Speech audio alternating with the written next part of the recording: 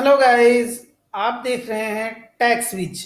और आज हम आपको बताने वाले हैं capital gain on inherited property यानी विरासत में मिली हुई संपत्तियों के संबंध में आयकर अधिनियम में क्या प्रावधान किए गए हैं। दोस्तों, जब भी हम कोई प्रॉपर्टी इनहेरिटेड करते हैं यानी हमें जब भी कोई प्रॉपर्टी विरासत में मिलती है उस पर किसी भी प्रकार का कोई टैक्स नहीं लगता, लेकिन जैसे ही हम उस कैपिटल एसेट्स को बेचते हैं उस पर कैपिटल गेन लग जाता है। दोस्तों, कैपिटल गेन क्या होता है, आइए हम आपको बताते हैं। दोस्तों, ऐसी कोई भी संपत्ति या ऐसा कोई भी प्रॉफिट जो हमें कैपिटल एसेट को सेल करने पर प्राप्त होता है वह कैपिटल गेन होता है। यह दो प्रकार का होता है। नंबर एक, शॉर्ट टर्म कैपिटल गेन। दोस्तों, ऐसी कोई भी संपत्ति जिसे 2 या 2 साल से कम के लिए होल्ड करते हैं और उसको बेचते हैं तो उस पर जो भी प्रॉफिट प्राप्त होता है वह शॉर्ट टर्म कैपिटल गेन होता है।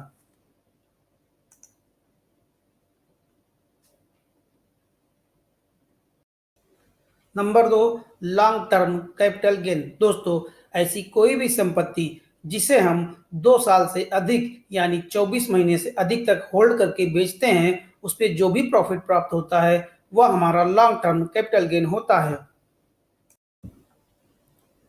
दोस्तों, जो भी प्रॉफिट हमें शॉर्ट टर्म कैपिटल गेन पे प्राप्त होता है उस पर हमें करंट टैक्स स्लैब के अनुसार टैक्स देना पड़ता है, जबकि लॉन्ग टर्म कैपिटल गेन में हमें इंडेक्सेशन का बेनिफिट मिल जाता है। दोस्तों, कैपिटल गेन का कैलकुलेशन किस तरीके से किया जाता है, आइए आज हम आपको उसका फार्मूला बताते हैं। Capital gain equal to sale consideration minus cost of acquisition minus cost of improvement. दोस्तों, क्या होता है सेल्स कंसिडरेशन, आइए हम यह भी आपको बताते हैं। सेल्स कंसिडरेशन का मतलब टोटल फेयर मार्केट वैल्यू यानी जिस वैल्यू पे हम उस संपत्ति को सेल कर रहे होते हैं। कास्ट ऑफ एक्विजिशन, क्या होता है कास्ट ऑफ एक्विजिशन, आइए यह भी हम आपको बताते हैं। Cost of acquisition means any capital expenses at the time of acquiring capital assets. दोस्तों, sales consideration and cost of acquisition के बाद कास्ट ऑफ इम्प्रूवमेंट का जानना आवश्यक है। दोस्तों, जब भी हम कोई प्रॉपर्टी परचेज करते हैं उस पर कोई इम्प्रूवमेंट करते हैं, जैसे जमीन खरीदने के बाद उस पर बाउंड्री वाल या मकान बनाना, यह हमारी कास्ट ऑफ इम्प्रूवमेंट के अंतर्गत आती है। दोस्तों, विरासत में मिली हुई संपत्तियों पर कैपिटल गेन निकालने के लिए फेयर मार्केट वैल्यू का जानना आवश्यक है। यह किस प्रकार जानी जा सकती है, आइए हम आपको बताते हैं। नंबर एक, circle rate, the minimum value of any property, चाहे वह लैंड हो, हाउस हो या फिर कमर्शियल प्रॉपर्टी। किसी भी संपत्ति की सर्किल रेट की जानकारी वहां के संबंधित सब रजिस्ट्रार के वहां से प्राप्त की जा सकती है। नंबर दो, वैल्यूएशन सर्टिफिकेट। वैल्यूएशन सर्टिफिकेट किसी भी सर्टिफाइड गवर्नमेंट अप्रूव्ड वैल्यूअर से प्राप्त की जा सकती है। किसी भी संपत्ति की फेयर मार्केट वैल्यू जानने का तीसरा विकल्प है सेल्स डीड। सेल डीड जो कि सिमिलर लैंड की होनी चाहिए और सिमिलर डेट की भी होनी चाहिए, क्योंकि यदि भविष्य में कोई केस स्क्रूटनी में आता है तो फिर उसे प्रूफ के तौर पर सबमिट किया जा सकता है। आइए दोस्तों, अब हम आपको बताते हैं विरासत में मिली हुई संपत्तियों की कास्ट ऑफ एक्विजिशन कैसे निकालते हैं, उसका फार्मूला क्या है। दोस्तों, फेयर मार्केट वैल्यू को जो हमारा बेस ईयर होता है उससे डिवाइड जब करते हैं तो जो हमारी वैल्यू आती है वही हमारी कास्ट ऑफ एक्विजिशन होती है।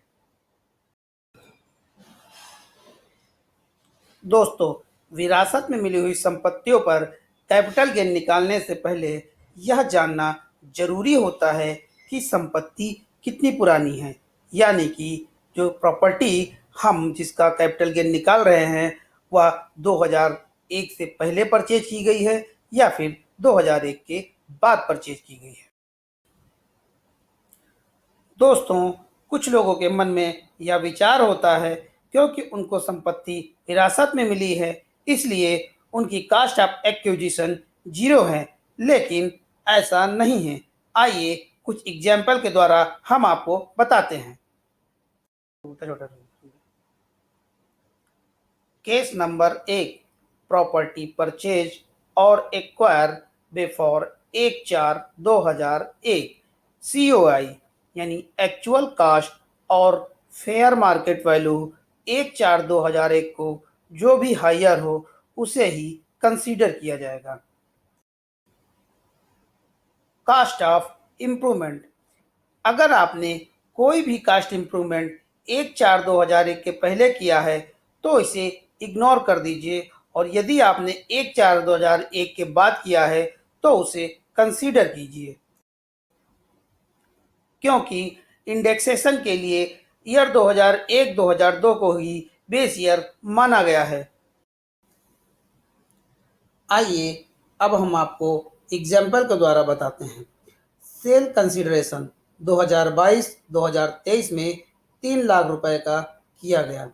प्रॉपर्टी हमें विरासत में 2012 में प्राप्त हुई, जबकि उस प्रॉपर्टी को सन 1995 में खरीदा गया था। संपत्ति की फेयर मार्केट वैल्यू 1/4/2001 को 80,000 रुपये और COI 1/4/2001 को 80,000 रुपये मानी गई।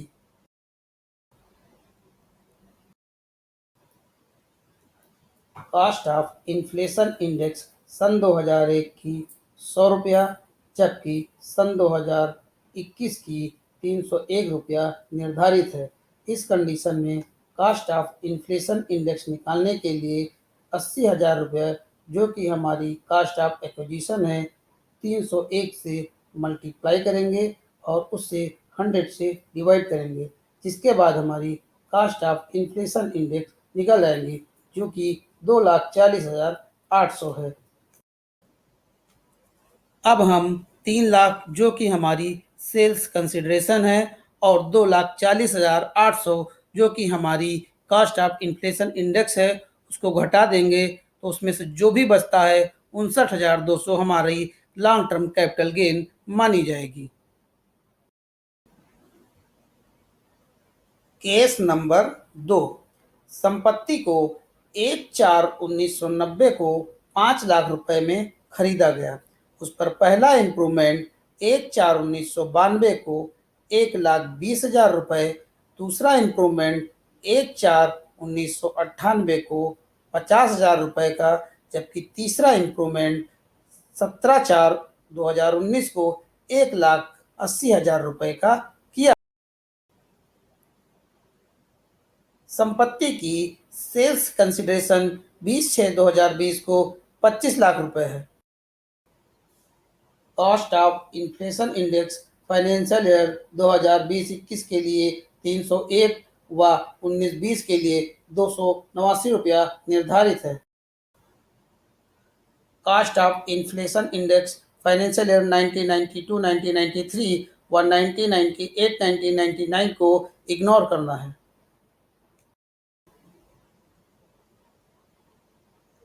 Example number 1, in case of cost of acquisition 6 lakh रुपए है और सेल्स कंसिडरेशन हमारी 25 लाख रुपए की है। ऐसी परिस्थितियों में कास्ट ऑफ एक्विजिशन निकालने के लिए 6 लाख रुपए को 301 से मल्टीप्लाई करना है और उसे 100 से डिवाइड करना है। उसके बाद जो हमें धनराशि प्राप्त होती है वही हमारी कास्ट ऑफ एक्विजिशन मानी जाएगी, यानी कि 18,06,000 रुपये हमारी कास्ट ऑफ एक्विजिशन है। कास्ट ऑफ इम्प्रूवमेंट, क्योंकि हमें सन 2001 के बाद का ही इम्प्रूवमेंट लेना है, इसके लिए 1,80,000 को 301 से मल्टीप्लाई करना है और उसे 289 से डिवाइड करना है। इसको कैलकुलेशन करने के बाद जो हमें धनराशि प्राप्त होती है वह हमारी कास्ट ऑफ इम्प्रूवमेंट मानी जाएगी, यानी कि 1,87,400 ₹474.05 यह हमारी कास्ट ऑफ इम्प्रूवमेंट मानी जाए। अब हम 25 लाख रुपया जो कि हमारी सेल्स कंसिडरेशन है, उसमें से 18,06,000 जो कि हमारी कास्ट ऑफ एक्विजिशन है और 1,87,474 रुपया 5 पैसा जो कि हमारी कास्ट ऑफ इम्प्रूवमेंट है, उसमें से घटाएंगे। उसमें से घटाने के बाद 5,06,525 रुपया 95 पैसा जो बचता है वो हमारा लॉन्ग टर्म कैपिटल गेन है। Example number 2, in case of cost of acquisition 4 lakh है और सेल्स कंसिडरेशन 25 लाख रुपए है। इन परिस्थितियों में कास्ट ऑफ एक्विजिशन निकालने के लिए हमें 4 लाख को 301 से मल्टीप्लाई करना है और उसे 100 से डिवाइड करना है। इसके बाद जो हमें 12,04,000 रुपये की धनराशि प्राप्त हुई है वह हमारी कास्ट ऑफ एक्विजिशन मानी जाएगी।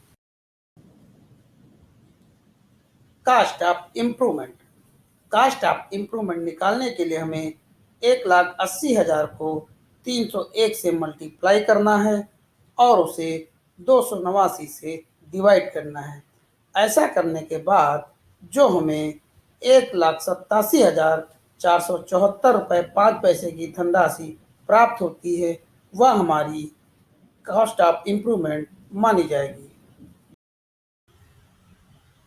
अब हम 25 लाख रुपया जो कि हमारी सेल कंसिडरेशन है उसमें से 12,04,000 रुपया जो कि हमारी कास्ट ऑफ एक्विजिशन है और 1,87,474 रुपया 5 पैसा जो कि हमारी कास्ट ऑफ इम्प्रूवमेंट है उसको उसमें से घटा देंगे। उसको घटाने के बाद जो हमें 11,08,525 रुपया 95 पैसा प्राप्त हुए हैं वही हमारी लॉन्ग टर्म कैपिटल गेन है। वीडियो देखने के लिए धन्यवाद। अगर आपको यह वीडियो पसंद आया हो तो लाइक कीजिए और शेयर कीजिए अपने दोस्तों के साथ। कमेंट करके पूछिए अगर क्वेरी हो आपके पास, और अगर आप यह वीडियो पहली बार देख रहे हैं तो इस वीडियो को सब्सक्राइब अवश्य कीजिए और बने रहिए टेक विद इंडिया के साथ। धन्यवाद दोस्तों।